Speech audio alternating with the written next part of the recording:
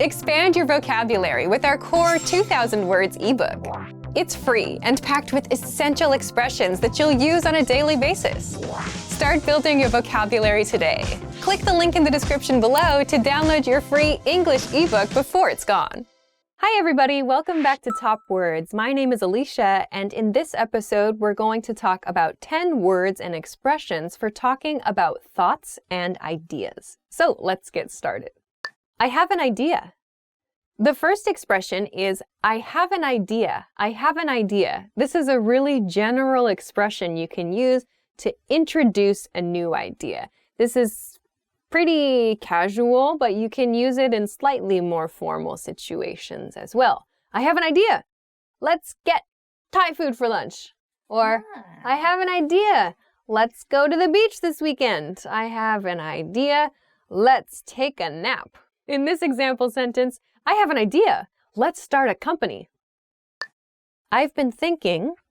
The next expression is I've been thinking. I've been thinking. You can use this to say I've been thinking, ... and then begin an idea. Or you can say I've been thinking about topic. I've been thinking about topic. So I've been thinking about finding a new job. Or I've been thinking, what do you want to do for summer vacation? So you can use it in a couple of different ways. I've been thinking about, or I've been thinking. Both are okay. So in this sentence, I've been thinking about baking a cake all day. Here's a thought. The next word is here's a thought. Here's a thought. So again, this is a word you can use to introduce an idea. Here is a thought. In other words, here is an idea, a thought from my mind. Here you are. Here's a thought. So you can use this to introduce an idea you have had. Here's a thought. Why don't you get a haircut? In this example sentence, here's a thought. Why don't you take tomorrow off? What do you think?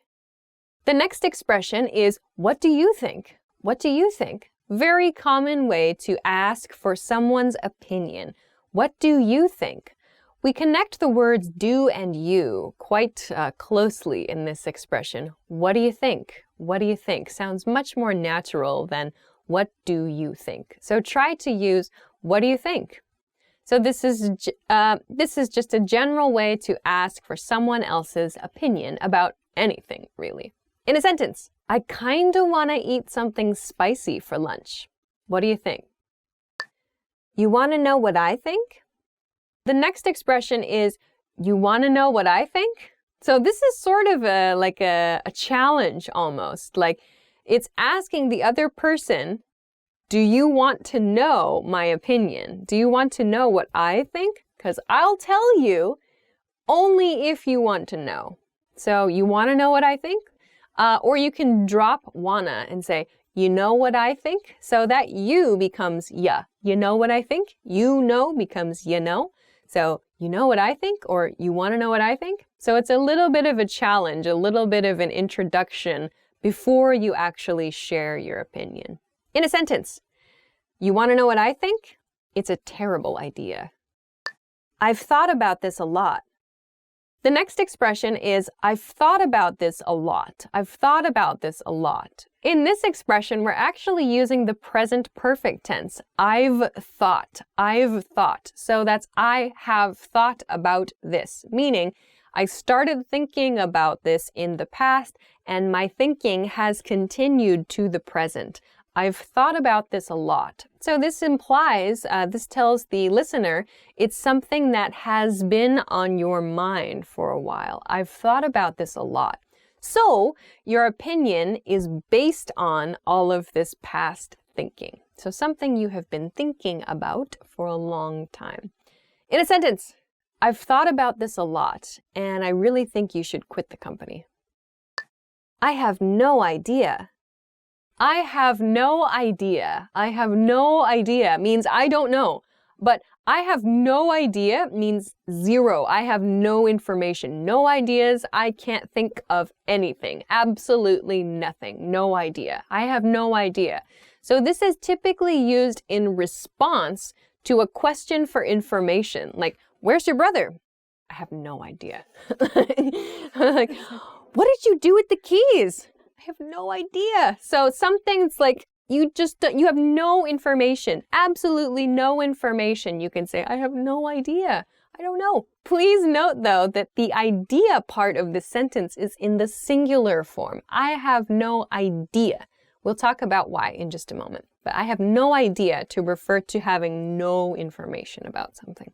In another sentence, the best hotel in the city? I have no idea. I have no ideas. The next expression is, I have no ideas. I have no ideas. So here, different from I have no idea, we're using the plural form ideas, meaning someone is asking you for a proposal. Someone is asking you to create something, to make something perhaps. So they're asking for a suggestion. And if you don't have any suggestions, nothing to propose, you can say, I have no ideas. I have no ideas. So what do you want to do this weekend? I have no ideas. Or what do you want to eat for lunch? I have no ideas, really. So if you don't have any ideas, nothing to propose, you can use this with an S at the end of ideas. In another sentence, something to do this weekend? I have no ideas. I don't know. The next expression is I don't know. I don't know. So Michael and I talked about this in an episode of English Topics many years ago. But I don't know is I don't know, the casual contracted version of I don't know. I don't know. I don't know. I don't know. So we use this when we don't know the answer to something, I don't know, or when we just want to kind of relieve pressure, or when we're out of things to say as well. I don't know. So when we're not feeling sure, not feeling confident as well, we can use this phrase. In a sentence, why are you asking me? I don't know. I knew it. The last expression is I knew it. I knew it. So here we're using the past tense of know, the verb to know something, meaning to understand or to comprehend. We're using the past tense knew. I knew it. So we use this expression when we guessed correctly about something, or when something we thought was true is proven to be correct. So I knew it. I knew it. So this is typically said with a positive voice. You hear this a lot in movies as well, I think. All right. In a sentence, you had my keys. I knew it. So those are 10 words and expressions that you can use for talking about your thoughts and ideas. So I hope that's helpful. If you like, you can try to make an expression with one of these in the comment section below the video. Let us know if you have any other ideas as well. If you like the video, please make sure to give it a thumbs up, subscribe to our channel if you haven't already, and check us out at EnglishClass101.com for some other good resources. Thanks very much for watching this episode of Top Words, and I will see you again soon. Bye-bye.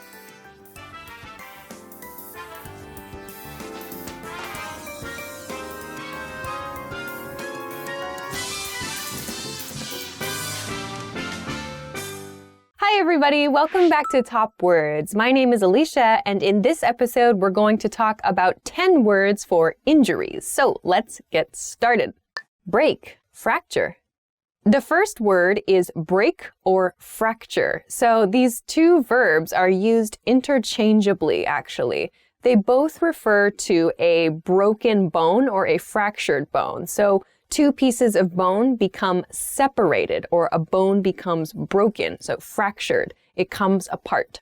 So to break a bone in present tense is I broke a bone in past tense. Fracture is a regular verb, which means the past tense is fractured. So in a sentence, I broke my wrist when I fell snowboarding.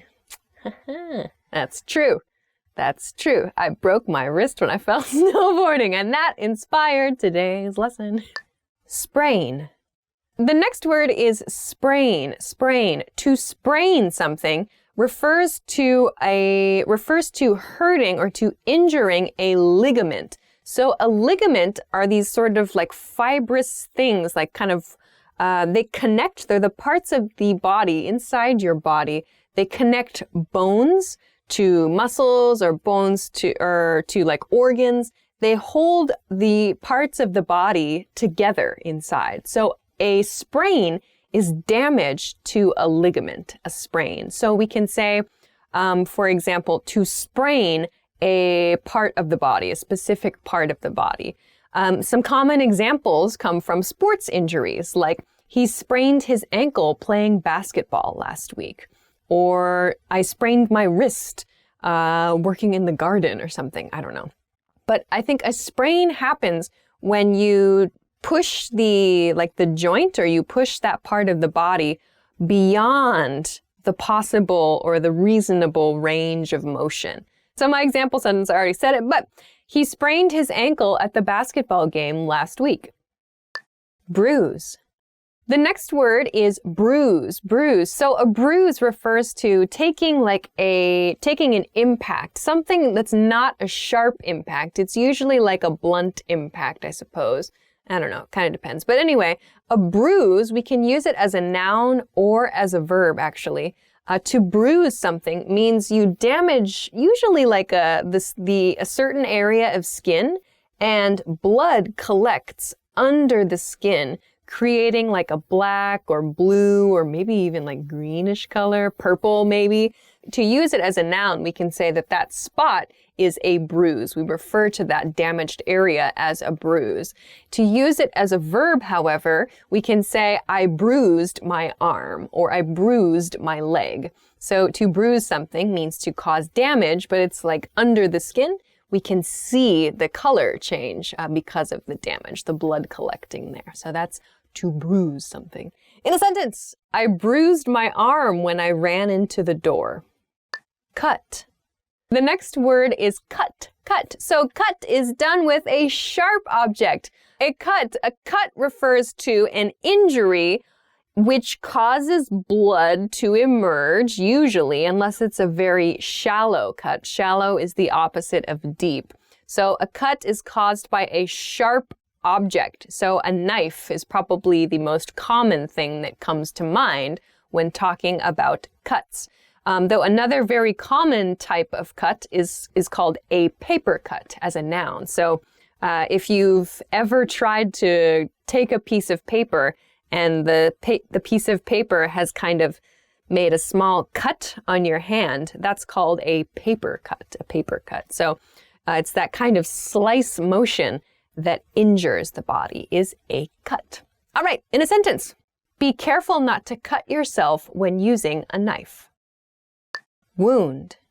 The next word is wound. Wound. So a wound is just a place of injury on the body.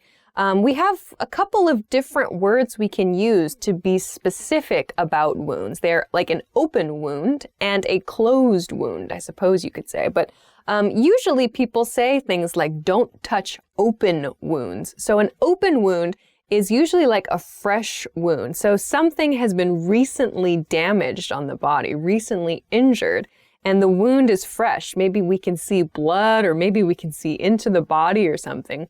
That's considered an open wound. So a closed wound would be perhaps a wound which has been fixed by a doctor, or for small wounds, like maybe the body has created a new layer over the top of the wound. That's called a scab. Ew. Scabs. Ew. But that's not an open wound then, but we should still care for it. So a wound is a place on the body that is injured in some way, a wound. That's used as a noun. We can also use wound as a verb, which means to hurt something. Like, I wounded my arm. But wound is not so common, I think, in everyday speech. Instead, we use the verb hurt. I hurt my arm. But I'll talk more about this later. So, in a sentence, don't touch open wounds. Injure. The next word is injure. Injure. So, I've been talking a little bit about the word injure. To injure means to hurt a part of the body. So to injure your arm, to injure your head, to injure your neck.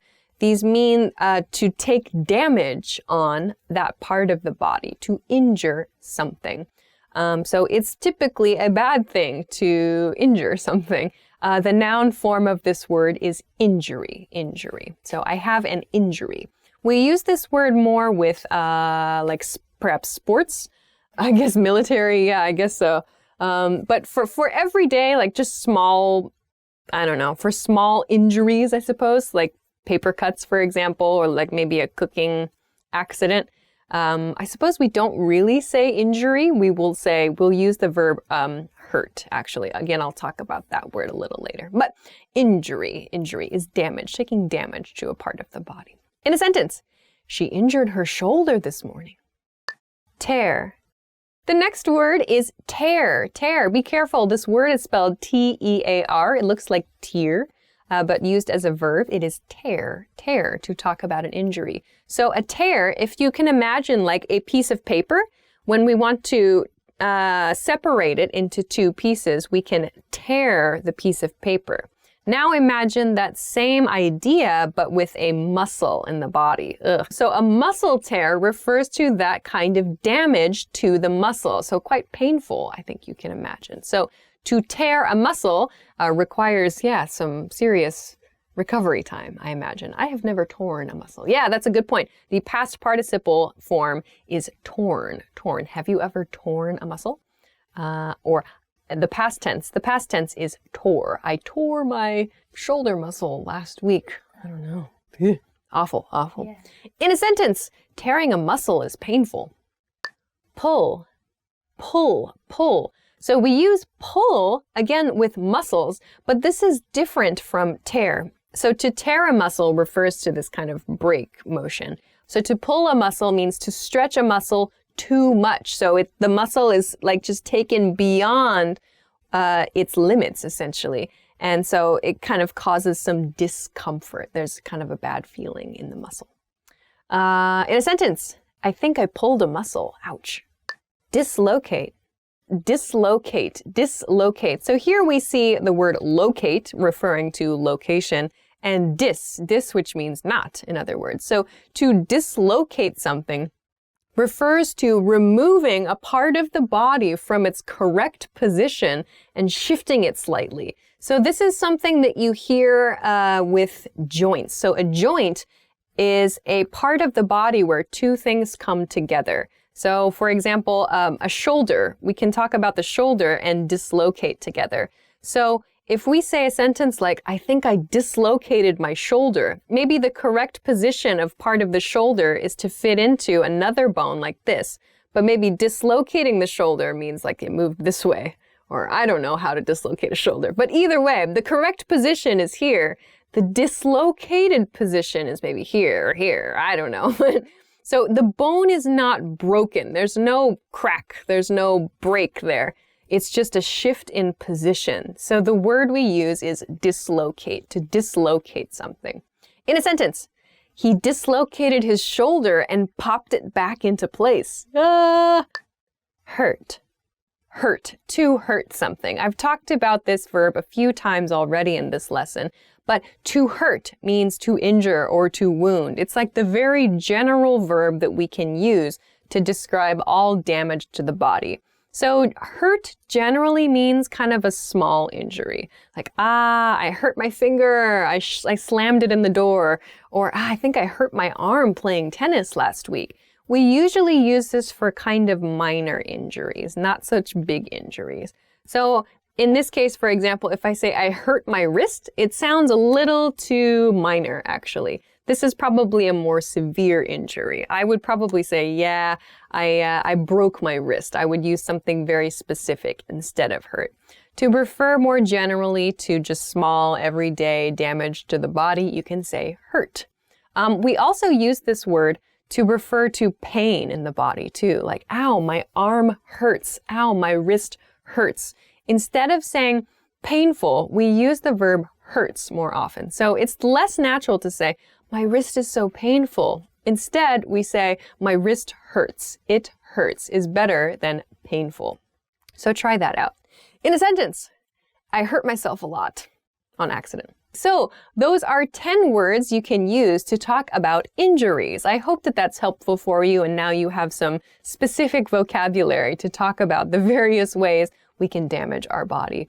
If you have any questions or comments, or if you want to share about a time you were injured, please let us know in the comments section below this video. If you like the video, please make sure to give it a thumbs up, subscribe to our channel if you haven't already, and check us out at EnglishClass101.com for some more good resources. Thanks very much for watching this episode of Top Words, and I will see you again soon. Bye-bye. It's kind of a terrible image. A terrible image. Oh, I'm very sorry. Okay. We can call that a noun. What? We can call that a noun. This is a noun. No. It's a purple noun. I gave myself a purple noun when I ran into the door.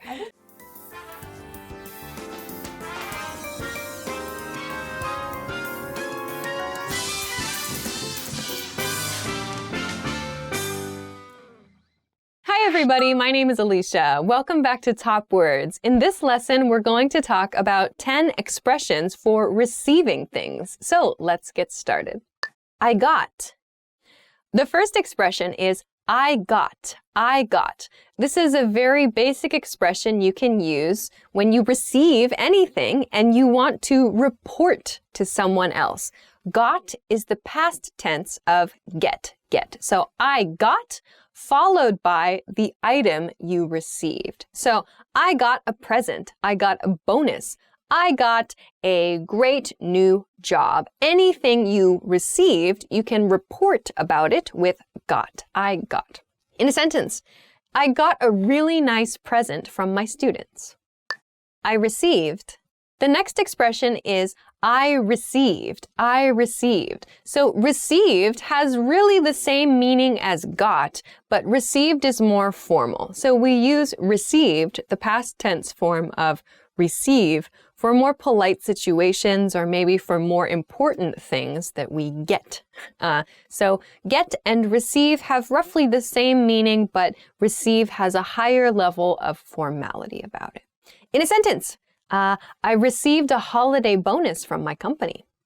My gave me. The next expression is my something something gave me, where something something is a person, someone that you have a relationship with, like a family member, a coworker, boss, neighbor, whatever. So like my neighbor gave me a housewarming present, or my mother gave me a bouquet of flowers. My boyfriend gave me chocolate, for example. So we use this expression when we want to mention the person who gave something, and we want to report who received that thing. So we use past tense give, gave, my something something gave me blah blah blah in this case. So we can change the people in the sentence to show like the exchange of objects, the exchange of items, the passing of items between different people. In a sentence, my brother gave me a gift card. Thank you so much. The next expression is thank you so much. Thank you so much. So of course, if you receive something, it's good manners to say thank you for that. So when you receive a gift, it's good to say thank you or thank you so much to express your appreciation. So please don't forget this important phrase when you receive something or when you are given something. In a sentence, thank you so much for the present. What is it? The next expression is, what is it? What is it? So sometimes you receive like kind of a strangely shaped package, or maybe the item you receive is not clear. You don't know what the object is. In that case, you can simply ask, what is it? What is it? So try to do this in a happy way. If you say, what is it? You might have like kind of a problem with the person who gave the gift to you. So try to say, whoa, what is it? Like to show that you're surprised, that you're interested. So please be careful with your intonation with this expression. What is it? In a sentence, whoa, a present. What is it? Can I open it?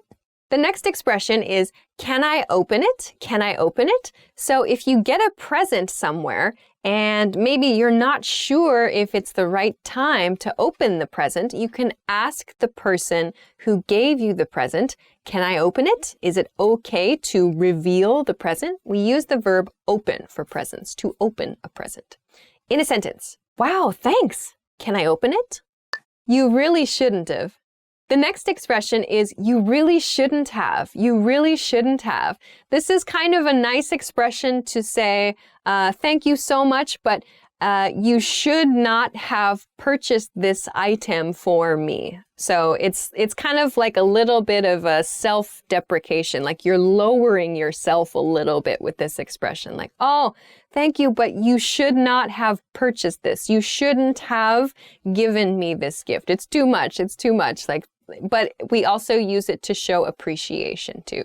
Oh, you shouldn't have. You really shouldn't have. But usually this expression is said with a smile at the same time. In a sentence, a present for me? You really shouldn't have. You really shouldn't have can reflect like, oh gosh, you shouldn't have gone through all that effort. You didn't need to take the time to buy me a gift, in other words. So nice expression, I think. That's really nice of you. Let's go on to the next one, which is, that's really nice of you. That's really nice of you. So again, this is an expression we can use to show appreciation. Wow, that's really nice of you. So that's really nice of you to do, in other words. So thank you for doing a nice thing, in other words. That's really nice of you. That's really nice of you. So again, an appreciation expression. In a sentence, wow, that's really nice of you. I really appreciate it. The next expression is, I really appreciate it. I really appreciate it. So maybe a step above thank you very much is I really appreciate it. So to appreciate something is like to be grateful, to show your thanks for something. I really appreciate it. So we use this in slightly more formal situations to express our gratitude for something. Again, a very positive and appreciative expression. I really appreciate it. In a sentence, thank you. I really appreciate it. This is great. The next expression is, this is great. This is great. So make sure to use this kind of intonation. Make sure to use an upward intonation when you say this. You get a present, you get something, you've received something, and you want to say you're happy with it. You can say, this is great. Make sure to use that happy intonation. If you say, this is great, it's like, oh no, it's not sincere at all. So try to make sure your voice sounds happy when you use that. In a sentence, a new sweater? This is great. So those are 10 expressions for receiving things. I hope that those are useful expressions for you. And if you have any other expressions that you'd like to use, please make sure to let us know in the comment section below this video. If you liked the video, please make sure to give it a thumbs up, subscribe to our channel if you haven't already, and check us out at EnglishClass101.com for some other good resources. Thanks very much for watching this episode of Top Words, and I will see you again soon. Bye-bye.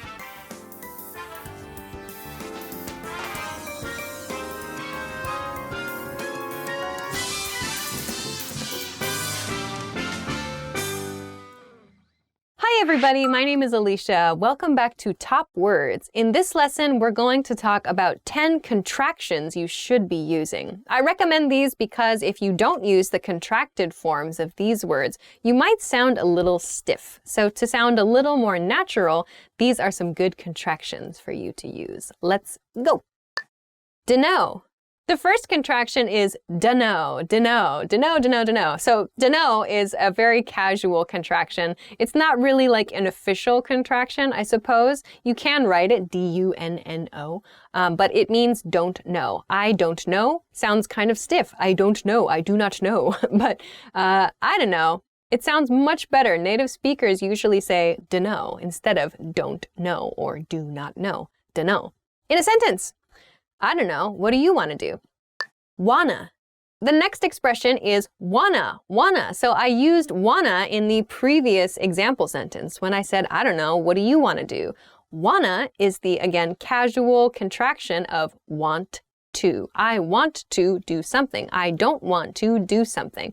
Want to becomes wanna in the kind of contracted form in speaking. Keep in mind that although we can use wanna in like casual text, it's typically better to use want to in more formal text.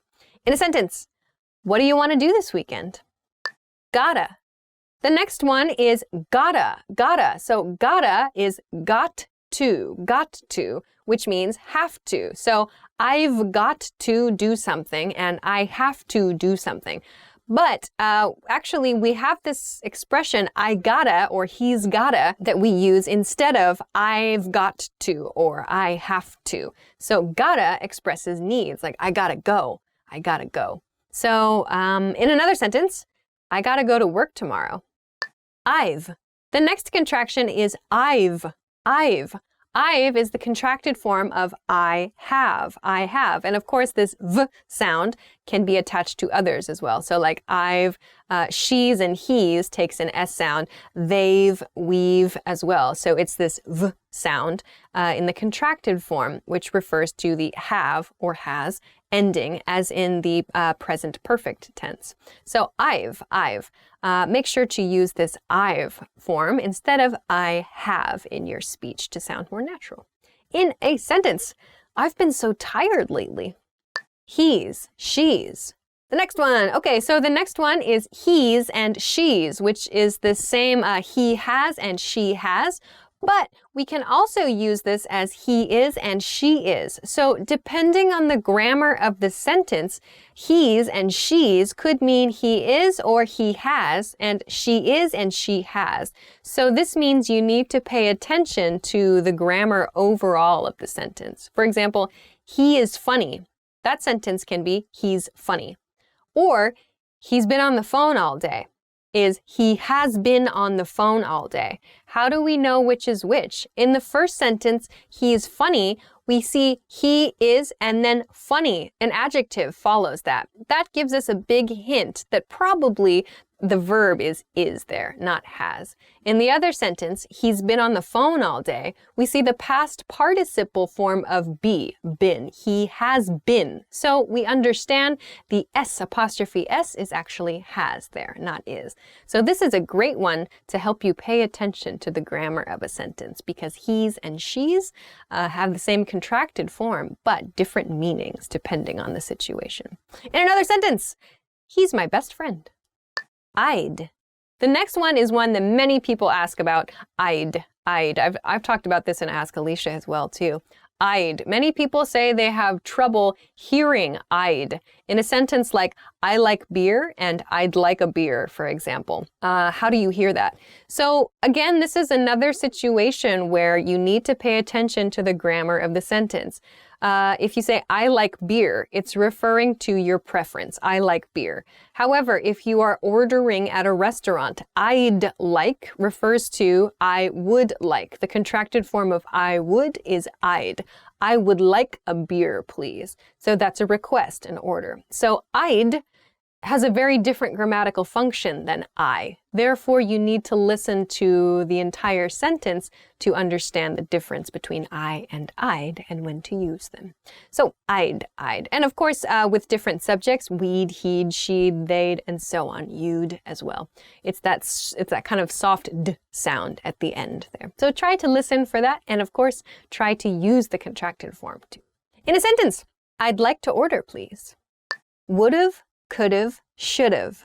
The next one is actually three words that are all very similar. They are would've, could've, and should've. The non-contracted forms are would have, could have, and should have. So we use these to talk about past events. So I would have gone to the party if I had had time, for example. Or I could have helped you if you called me. Or I shouldn't have. Oh, that's a nice one. The negative form. Shouldn't have. Shouldn't have is the negative form. I shouldn't have drank so much last night. So should have becomes should have. Should not have becomes shouldna. Shouldna. I've talked about this in Ask Alicia as well too.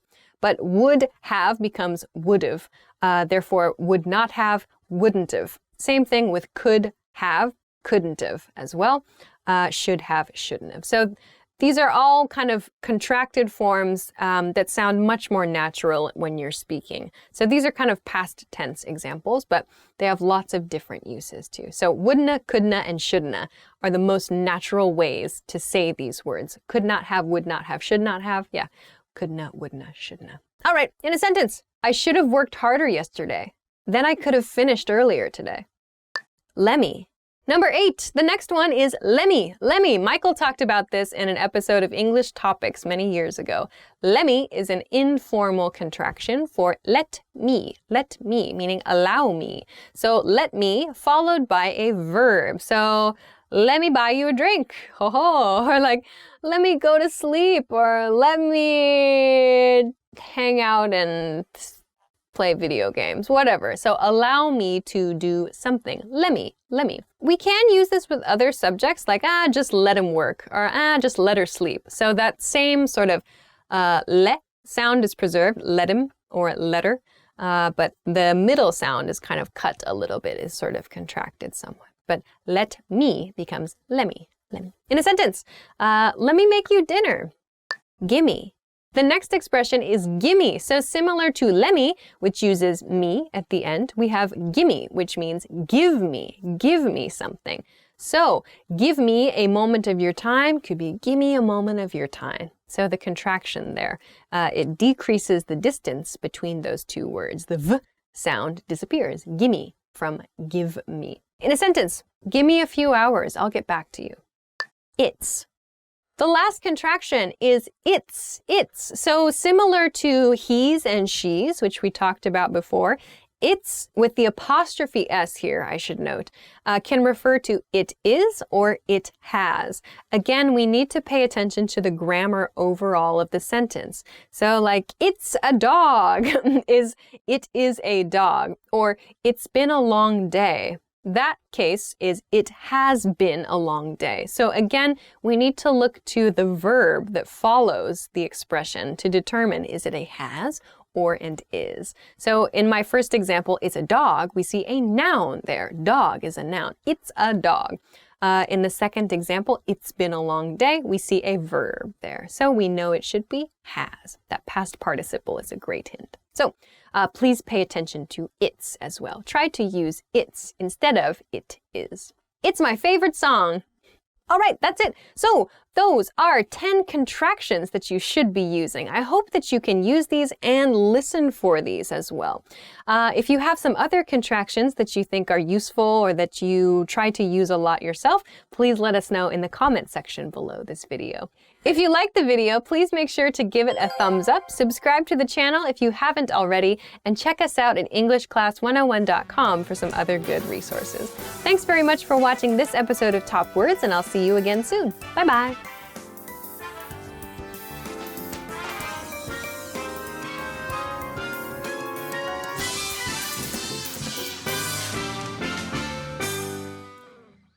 Hi everybody, welcome back to Top Words. My name is Alicia, and today we're going to talk about 10 ways to express fear and surprise. Let's get started. Yeah, you scared me. The first expression is you scared me. You scared me. So to scare is the verb here, and we're using the past tense. You scared me. So you caused me to be frightened. You scared me. We use this when we feel surprised or scared. So your friend suddenly jumps out from behind. You scared me. I thought you tipped over a liquid onto the camera. So you scared me. It's like, yeah, oh my gosh, you frightened me. In other words, you caused me to be afraid. In a sentence, you scared me. You scared the out of me. The next expression is you scared the something out of me. You scared the blah, blah, blah out of me. In the blah, blah, blah here, in the space, we can use a lot of different words. Some of them are really, really rude words. You might have heard a few of these on like TV shows or in English-speaking movies. So in this lesson, I'm going to introduce like some kind of not so rude words. You can use you scared like the bejesus out of me. You scared the heck out of me. You scared the hell out of me. So it's a more extreme version of you scared me. So you scared the something out of me. Like the image is, I was so frightened that something came out of my body. And it's usually like a negative or like a rude word we use to emphasize how frightened we were. You scared the hell out of me. Oh my gosh. So that's kind of a common expression. So in a sentence, geez, you scared the hell out of me. That really freaks me out. The next expression is that really freaks me out. That really freaks me out. So to freak someone out, or like to freak out, is like to cause a strong emotion that's kind of a negative, nervous emotion, or that's just, you feel like you're kind of overflowing with either like nervousness or like excitement. To freak out has a couple of different meanings. But when you say, that really freaks me out, it's kind of a negative, like sort of scared emotion. So in a sentence, ugh, cockroaches really freak me out. So you feel like uncomfortable. It's kind of like this gross, like creepy, crawly feeling about it. It's like, ugh, that freaks me out. So that's one use. Ugh, that really freaks me out. I'm freaking out right now. The next expression is I'm freaking out, or I'm freaking out right now. So in the last expression, we saw that really freaks me out. In this expression, we say I'm freaking out in the progressive tense. I'm freaking out, which means like I'm super, super, super excited, or I'm like super, like I have so much energy about something.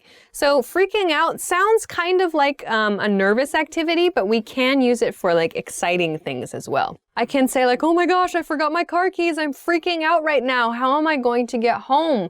We can use it to express like nervousness or anxiety, but we can also say something exciting like, you got tickets to Beyonce? I'm freaking out right now. Like we use it in a very positive way sometimes as well. So you can kind of choose depending on your emotion. Are you afraid, or are you excited, surprised? Both are okay. That really creeped me out. The next expression is that really creeped me out. That really creeped me out. So creepy is a word we've talked about in a previous episode of Top Words, on the horror movie episode of Top Words. So something that is creepy causes nervous feelings, or like we can't relax. It's kind of unsettling or strange. So something that causes those feelings in us, we can describe with a phrase, that creeped me out. That caused creepy feelings in me. Ugh, that thing creeped me out. So like bugs creep me out, for example. More than creep me out. I hate bugs. So in another sentence, yeah, I saw the ring. It really creeped me out. So something that causes uneasy feelings in you. I was so sketched out. The next expression is I was so sketched out. I was so sketched out. So here we are using the word sketch or sketched, which doesn't actually mean rough drawing here. This is sort of a slang phrase that has become commonly used throughout different types of English. To be sketched out by something means to have like nervous feelings that something is kind of dangerous. So creepy is just sort of unsettling, like difficult to relax. Sketchy is about a person usually, or like a situation that seems it could be dangerous. There could be something dangerous actually. It's not just that it's kind of scary, but there's maybe some danger there. So sketchy, like we don't know what's going to happen next. In a sentence then, I think a car was following me today. I was so sketched out. Holy. The next expression is holy something. Holy something. So we can say holy cow, or holy other rude words. You can check some TV and movies for other words. You can finish this sentence with holy something. So we use this as just an exclamation. So when we're surprised, or when we're afraid, or when we're excited, we can say holy cow, or like holy, I'm not going to say other words that people use because this is a family channel, but holy something can mean anything depending on the situation and the sort of tone of voice that you use with this word. Holy cow is a pretty common expression, but for surprise, usually. I would say the kind of rude expressions are more commonly used for fear. Oh my God.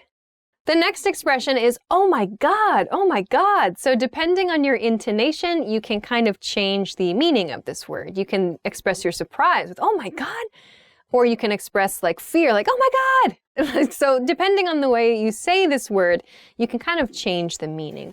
But you can use this in a lot of different expressions. I'm sure you've heard this expression before. Oh my God, also oh my gosh too, if you don't like to use the word God.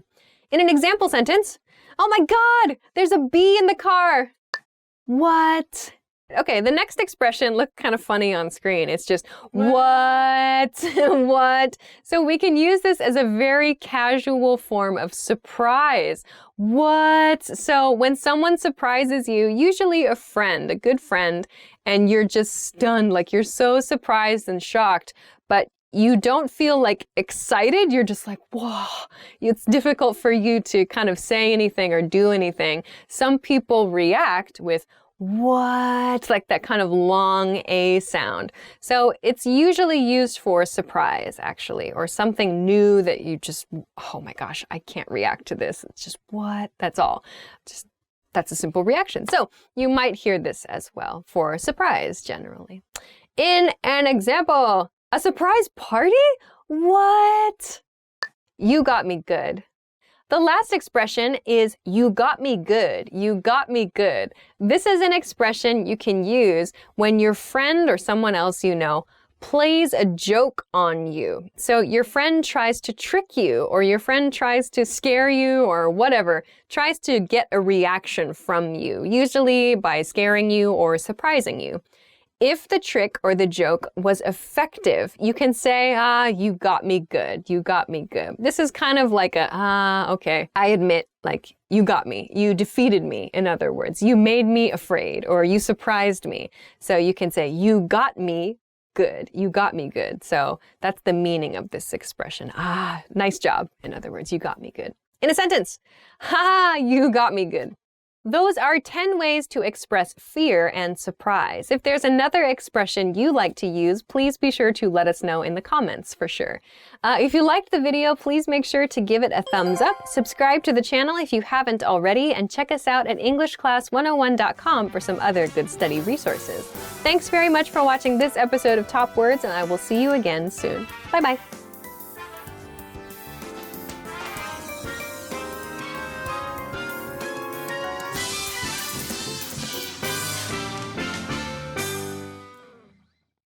Hi everybody, my name is Alicia, and today we're going to be talking about the top 25 English phrases. So let's get started.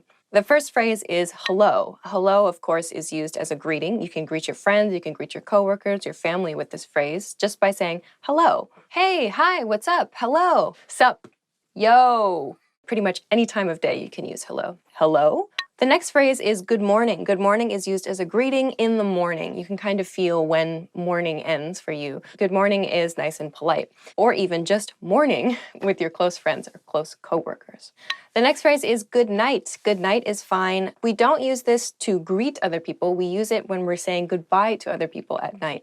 Family members, particularly mothers and fathers, to say good night to their children before they put them to bed. You can say it to your friend in a text message or in an email if you've been talking for a while. Good night. So the next word to talk about is goodbye. Use it when you say goodbye to your friends, when you leave your friends. Goodbye. Bye, of course. Take care. Have a nice day. Peace out. That's another way to say goodbye. Okay, the next phrase is I'm plus your name. Of course, this is a way to introduce yourself. You can use I'm, in my case, Alicia. I'm Alicia to introduce yourself in any situation. New friend, I'm Alicia.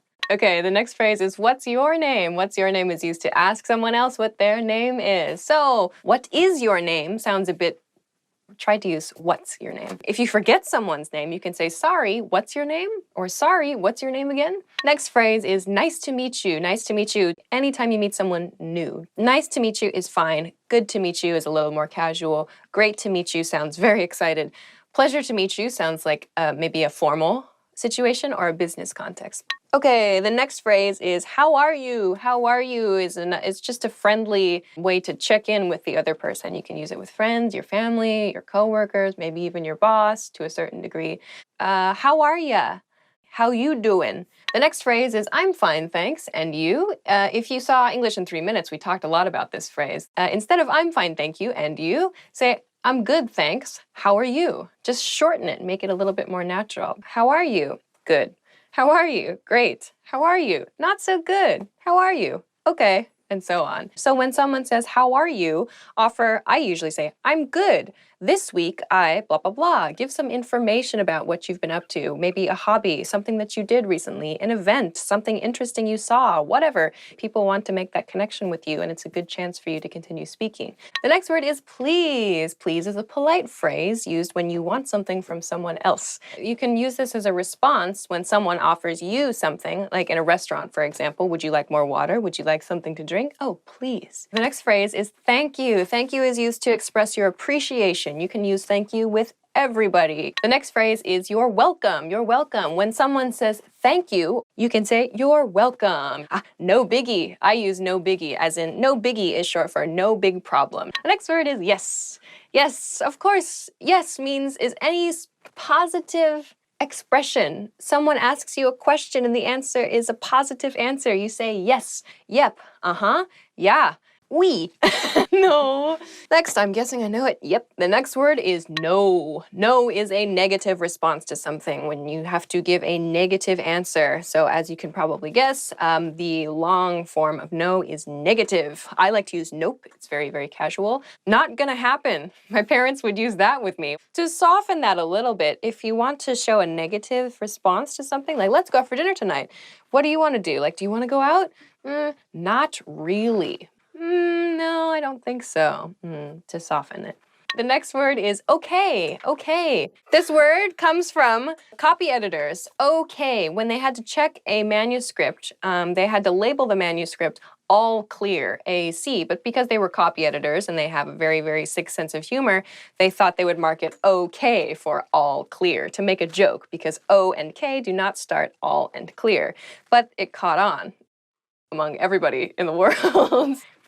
Anyway, okay is used to agree with somebody else. Well, it can be used actually to express a positive or kind of a slight negative, I feel. Transitioning in your conversation, you can say, okay, now we're going to talk about blah, blah, blah. Okay. The next phrase is excuse me. Excuse me, it's used to get someone's attention in English when you don't know the other person. For example, in a store, a supermarket, maybe a stranger on the street, you need to ask directions. You can use excuse me. You can use excuse me in the supermarket. Excuse me, can you tell me where the hot sauce is? If you've done something rude in public, you can use excuse me. I personally do not do rude things in public ever. I'm sorry is the next word we're going to talk about. I'm sorry is used to apologize. When you have made a mistake or someone you know has made a mistake and you're connected to it, or you just feel bad, you can use I'm sorry. You made a mistake at work. I'm sorry. You forgot to feed your cat. I'm sorry. Sorry about that. You bump someone next to you. Oh, sorry. What time is it is the next phrase when you need to check what time it is. What time is it? When you ask someone else what time it is, maybe you say this to yourself too. Check your watch, check your phone, check a clock. Pretty straightforward phrase. There aren't really any short versions, so that's an easy one. Where is the plus a location. So you can use this for a building or a store. We're not going to use this where is the for a place, a city name or a state name or a country name. To do that, you would need to remove the. But where is the bank? Where is the post office? You can use this to ask directions, to ask for help in your house or at work. Where is the copy machine? Where is the file I need? Where is the blah, blah, blah? Where is the bathroom is perhaps a very important question to know. The next one is, may I use the restroom? May I use the restroom is a polite and soft expression that you can use if you need to use the toilet, you need to use the washroom. When you're at someone's house for the very first time, when you're in a place that is new to you, you can ask, may I use the restroom? More casually, can I go to the bathroom? To be very polite, you can say, may I go to the bathroom? The next phrase is, I would like to order something. You can use this at a restaurant probably, or in any situation where you need to place an order. I'd like a pizza. I'd like a beer. Can I get the check, please? This will be used at a restaurant. When you've finished your meal and it's time to go, can I get the check, please? In a very, very casual situation, you can just say, check, please. That's fine. The next phrase is see you soon. See you soon is used with friends and family members, perhaps, when you expect to see them again soon after saying goodbye to them. This is used at the end of the conversation. You're going separate directions. You say, see you soon. See ya is also good, or just see you. To make it a little more formal, you can say, I'll see you again soon. Make a full sentence out of it that way. The next phrase is see you later. See you later is very similar to see you soon, but the point is with see you later is that you're probably going to meet that person again later on in the same day. The last phrase is really. Really is a very useful word because you can use it to show you are interested in a conversation with upward intonation. Really, really, tell me more. Or to show that you're not so interested in the conversation with downward intonation. Really. So there are many other words that you can use similar to really in this way, like seriously or oh, and so on. So it's a really good practice for your intonation. So those are 25 very common words and phrases in English. If you liked this video, if you like this topic, please subscribe. I'm sure there'll be a button here somewhere or a button here or wherever. But please be sure to subscribe to our channel because we're going to be doing more videos like this, and we already have more videos like this, so please be sure to check them out. Thanks very much for watching, and we'll see you again soon. Bye. The coffee is in me. Hi everybody, my name is Alicia, and today we're going to be talking about the top 25 English adjectives. So these are the top 25 English adjectives in terms of how often they're used. So let's get right into it. Okay, the first adjective is the word good. Good can be used to refer to anything that you think is good or great or positive. In the comparative form, it is better. In the superlative form, it is best. So I think pizza is good. I think that sleep is good. I really think that sleep is good. Baseball is good. Playing sports is good. Video games are good. The next word is new. Comparative form, newer. Superlative form, newest. I have a new haircut. Do you want a new bike? I need to get a new job. Not true, sorry, no, just an example sentence. So next one is first. First just refers to the number one of something. Yeah, the original of something. You could say the first silent film, or the first movie I ever watched, or the first CD I ever bought. The first CD I ever bought was Michael Jackson's Bad. Next word is last, the final of something. We use last to refer to the most recent of something, as well as in the last time I went to the beach, or the last time I went to the forest, or the last time I saw my friend.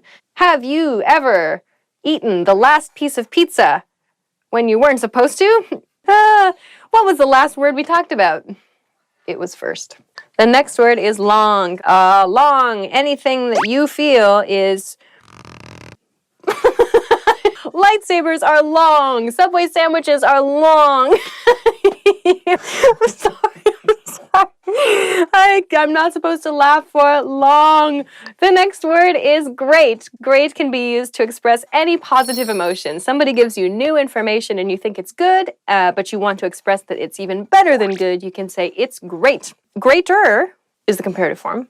Greatest is the superlative form. The greatest invention of all time was the light bulb, for example. What do you think is your greatest achievement? One of life's greatest pleasures is finding people to be good friends with. Is great. The next word is little. This is a very common word that gets used in an expression like when I was little, referring to when you were a kid. So when I was little, I really liked to play outside. Or when I was little, I was really into Pokemon. I have said very little about the word little. The next word is near. Near, nearer, nearest. You probably know the location of the nearest, maybe supermarket to your house or the nearest post office. I live near a very fashionable store. The next word is big. Big is used for anything that is large in size or large conceptually. So for example, you can say, an elephant is a big animal, or in terms of concept, you can say, let's see, that fashion is really big right now, or that artist is really big right now, and that refers to popularity. Big movies are exciting to watch with friends. Do you have any bigger sandwiches? I'm really hungry. Next word is other.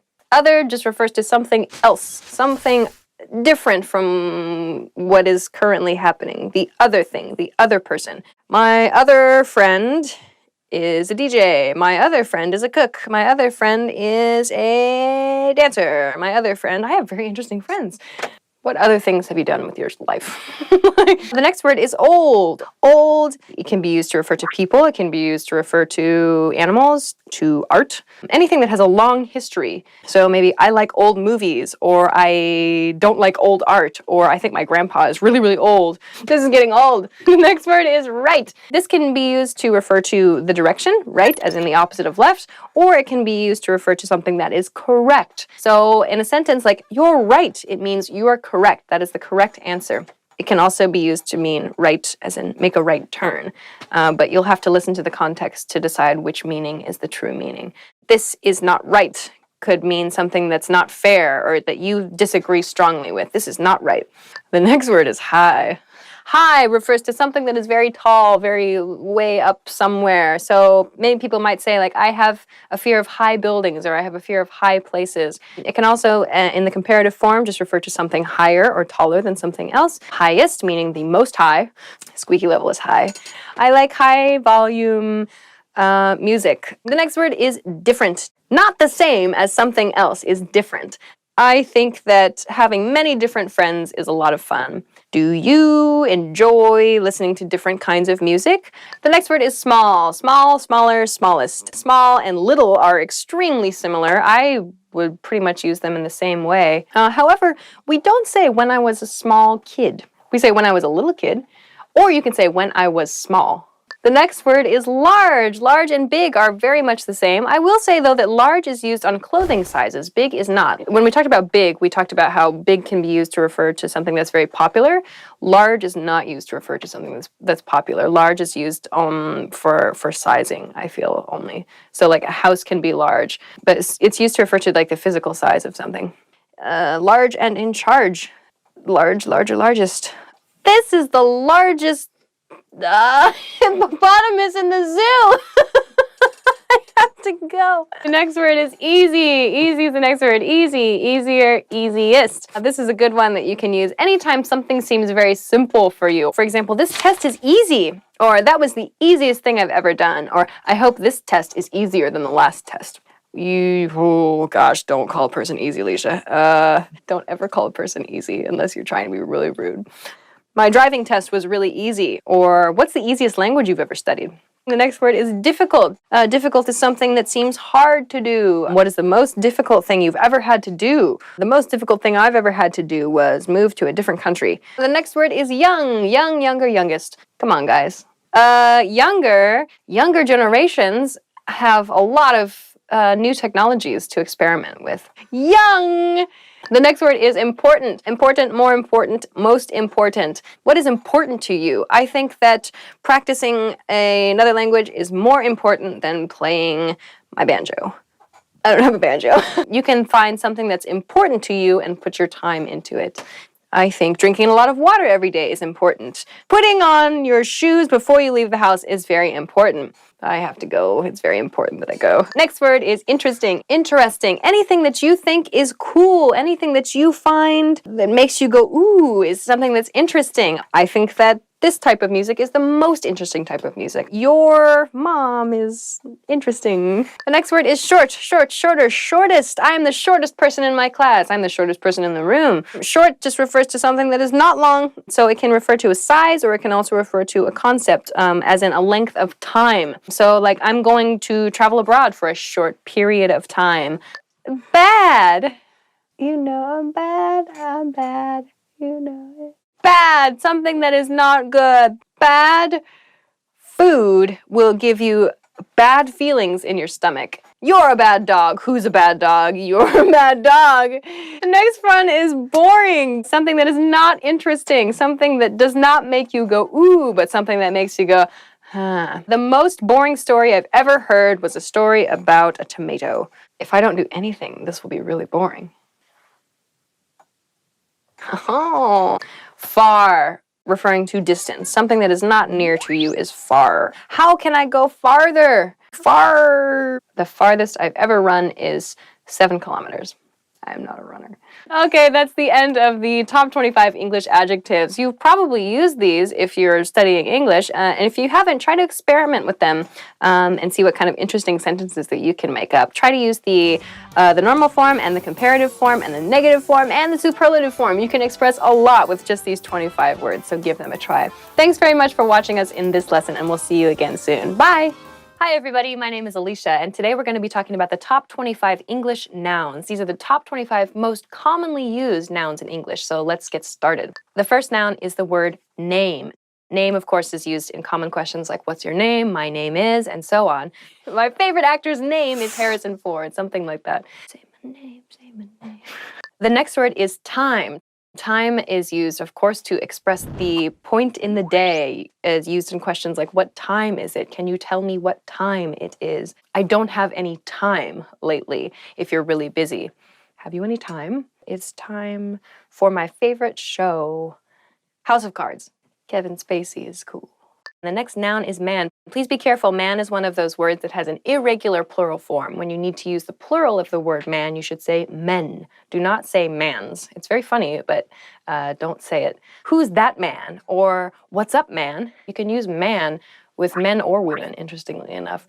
The next word is woman. Woman also has an irregular plural form. Please say women when referring to more than one woman, not women's or woman's. Even though the singular and the plural form of women and woman have the same spelling at the beginning, W-O-M, the pronunciations are different. Woman, women. So watch out for that when you say this. Pretty woman. The next word is person. Person. You can use it to refer generally to either a man or a woman. Please be careful, person's plural form becomes people. When you want to talk about another culture, for example, you can say such and such country's people, or the people in that country speak blah, blah, blah language. The next word is thing. Generally an inanimate object, something that just doesn't move, like a water bottle or, a sweater, a thing. You can use it when you don't know the word for something. So thing is very, very useful. What is this thing? I like many things, for example. Where the Wild Things Are, the movie that's already out that I totally knew about. The next word is mother. Mother is the person, the woman who gave birth to you. Isn't that exciting? Mother is commonly shortened to mom or mama or mommy, ma, madre if you speak Spanish, mum, mamba if you're me, mamacita. The next word is day. Of course, day is used in all of the days of the week, Monday, Tuesday, Wednesday, Thursday, Friday, Saturday, Sunday. Time period when the sun is out, the day or the daytime. Have a nice day.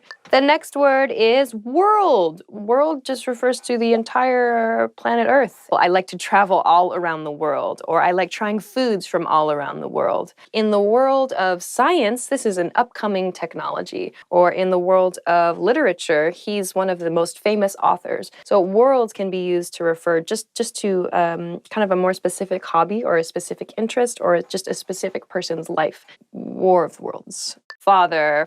Father is your dad. Other common words used for father are dad, papa, pop, daddy, pa, faja. I use that one with my dad. While mother is used to refer to kind of like nurturing, kind of like, the earth or things that like kind of give life to others. Father, at least in my mind, there's kind of this image of someone who's a little bit more strict in your life. The next word is sister. A female sibling is your sister. You can also use sister for a female person that you feel very, very close with. So I might call my female friend, I'm very close to, my sister. My brother likes to shorten it to sis. You might also hear sista as well if you are silly. Sister. Whoopi Goldberg was in a famous movie called Sister Act. The next word is brother. Brother is a male sibling. You can also use brother to refer to a close male friend. Common variations of brother are brother, bro, bra, brosy, broski. Depending on what kind of person you are, you can choose to use any number of those. Like, I might sarcastically say to my friend, cool story, bro, like if he's told me a story that's not very exciting. In Mario, for example, the name of the Mario games is actually Super Mario Brothers, but Brothers is abbreviated as B-R-O-S, Super Mario Bros. Yeah, just be careful about your use of bro, because it sounds a little bit like a college-age boy. That's kind of the feeling of the word bro. Oh, brother, where art thou? The next word is daughter. Daughter is a female child. Daughter. Do you have a daughter? I have a daughter. I don't have a daughter. Taken. It's son. A male child is someone's son. Son, S-O-N, is pronounced exactly the same as S-U-N, son. What are you talking about, son? The next word is eye. E-Y-E, eye. Your eye is the round thing that you use to see with. Eye is used in a lot of expressions and idioms in English, as in, I've got my eye on you, meaning I'm watching you. Or keep your eye out for something, meaning please look for something, or please pay close attention. I'm waiting for something to happen. The next word is hand, body part. Give me a hand, or can I give you a hand, means please help me, or can I help you, to give someone a hand. Head, this thing on the top of your body, your head.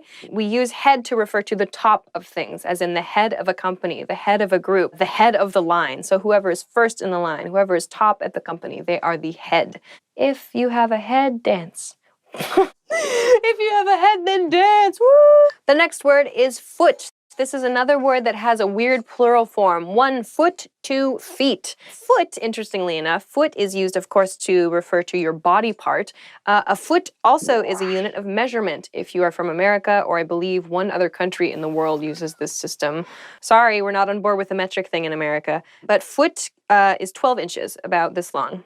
So if head refers to the top of things, foot is used to refer to the bottom of things. If you've written a paper on Microsoft Word, for example, at the very bottom of the page, there will be a space called the footer, meaning the bottom, where you can put little notes to your reader. The next word is place. Place can be used to refer generally to a location, commonly to refer to friends' homes or apartments. Let's go to your place, or can we have the party at your place, is a little bit more natural than I want to go to your house.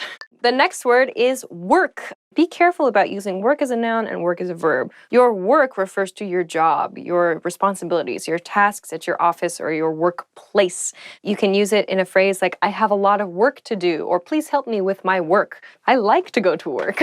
It can be used to just refer to anything artistic in general. So it can be a painting, it can be a building, it can be a sculpture, it can be, I don't know, whatever. Anything artsy can be referred to as work, as in, I really like that new work by that artist, or did you see so-and-so's new work? Twerk. The next word is week. Week refers to the 7-day period that we have decided is 1 week here in the modern world. Commonly used in expressions relating to your activities, as in I go to the gym once a week, or I see my friends twice a week, or I have to work every day of the week. Monday through Friday is referred to as weekdays. Saturday and Sunday, weekend. Next word is month. Month is, there are 12 months in a year. My favorite month, depending on which country I'm in, I generally like autumn months, like October. I think I usually like the month of October. September, October is good because it's not too hot, not too cold, and Halloween is coming, and that's my favorite holiday. Hannah month, Tana. The next word is year. Year refers to the time period, usually 365 days. There are leap years where there is an extra day in the month of February. What year were you born? Or I was born in the year of the rabbit, depending on which calendar you like to use. It can be used to introduce a story, as in many years ago I went to blah, blah, blah. Year of the platypus. Next is the word one. The number 1, the first number, 1 of something. To refer to somebody who you loved and who left your life, you can say, oh, he or she was the one that got away. The next one is the word number. But it can be used in a number of expressions, like, what's your phone number? Or give me your number, or here's my number. It means phone number, but we don't always say phone. That's the end of the top 25 most common nouns in the English language. Maybe you've used some of these, you probably have. Keep them in mind and have fun with them. Thanks very much for watching this episode, and we'll see you again soon. Bye! Hi everybody, my name is Alicia, and today we're going to be talking about the top 25 English verbs by frequency, so let's get into it. Be is the first English verb. Be refers to existence. I want to be an astronaut. I think you would be a great person for this job. Be yourself. Let's be friends. I could have been a writer if I wanted to be. The next verb is have. I have a dog. I have an idea. What do you have? How many do you have? How much money do you have? Do you have any friends? How have you been? Have you seen my mom? I can't find her. Have yourself a merry little Christmas. The next verb is do. Do you want some pizza? Do you have a dog? Do I want to give any dip-de-doo? Dooby-doo-be-doo, if you're Frank Sinatra. I do the things that you do better. Say what you want. Say my name, say my name. Say you love me. Do you know what I'm saying? Know what I'm saying? The next verb is get. Get a life, get a job, get a haircut, get a better suit. Stevens. What you got? I could have gotten a pony, but I went with a lizard instead. I'm getting tired. That's not true. The next verb is make. Make a cake. Make your mother proud. Someone outside is making a strange face at me through the window at the moment. That is a true story. Make a living through legitimate means. The next verb is go. Go big or go home. I'm going to the beach. You should go to the beach. You should go to the forest. Go to a baseball game with me. Past tense of go is went. I went spelunking on my holiday. The next word is no. This is an interesting word because no is actually not commonly used in the progressive tense. No is commonly used in present tense to refer to your mental state or your emotional state. So we don't really say I am knowing, really. But we can say I know. I know the answer. What do you know about this issue? He couldn't have possibly known the location of the treasure. How many people do you know? I knew it! The next verb is take. Take a cake. Take a break.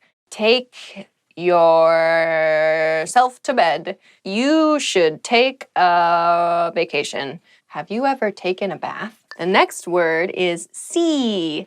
We'll see.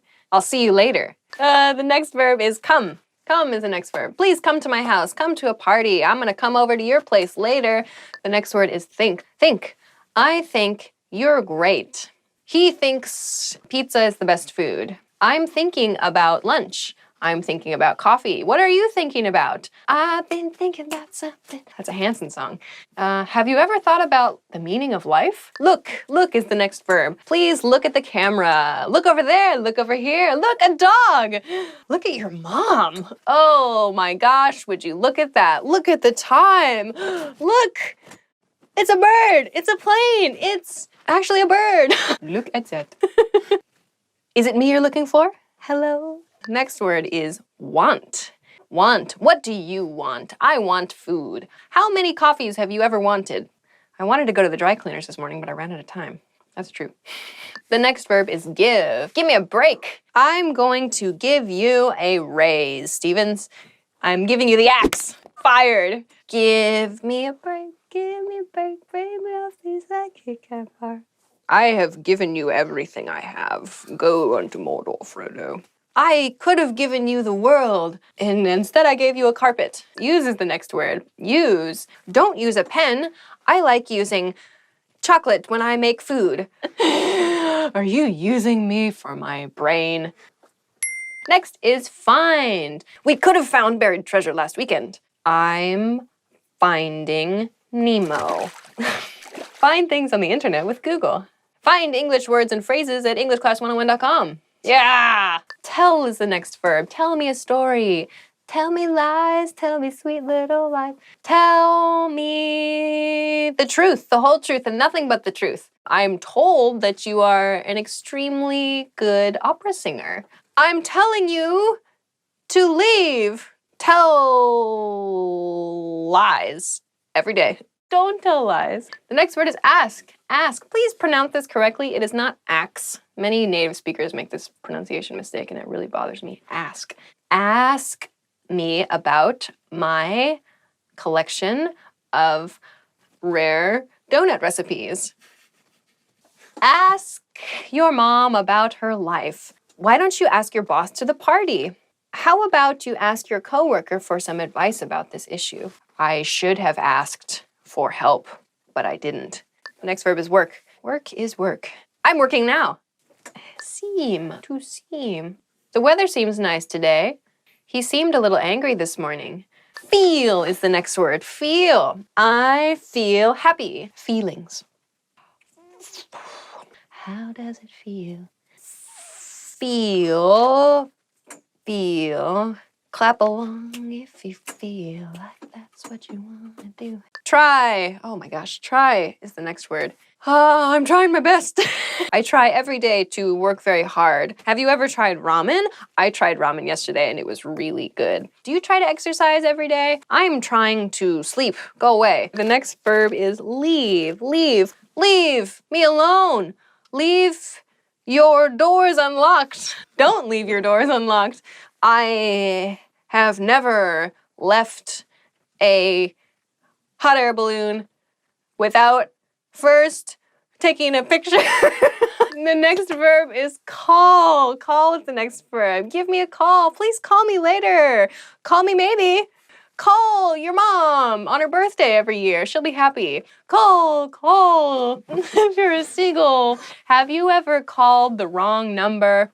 Have you ever called a dog by another dog's name? And that's the end. That was the most fun episode I've ever done, I think. So those are 25 English verbs, some very, very common English verbs. Give them a try. We've talked about a lot of different grammar forms and a lot of different ways you can use these verbs. So please practice them. And if you like this video, please be sure to comment. Please be sure to subscribe to. We'll have a button around here somewhere, maybe many buttons. So please subscribe to us and check out more content as it becomes available. Thanks very much, and we'll see you again soon. Bye. Surfed. Look at that. Do you want to build a snowman? Leave your babies outside of the movie theater. Leave your attitude at the door. There are a lot of verbs in English. Okay, these are just a... Expand your vocabulary with our core 2,000 words ebook. It's free and packed with essential expressions that you'll use on a daily basis. Start building your vocabulary today. Click the link in the description below to download your free English ebook before it's gone.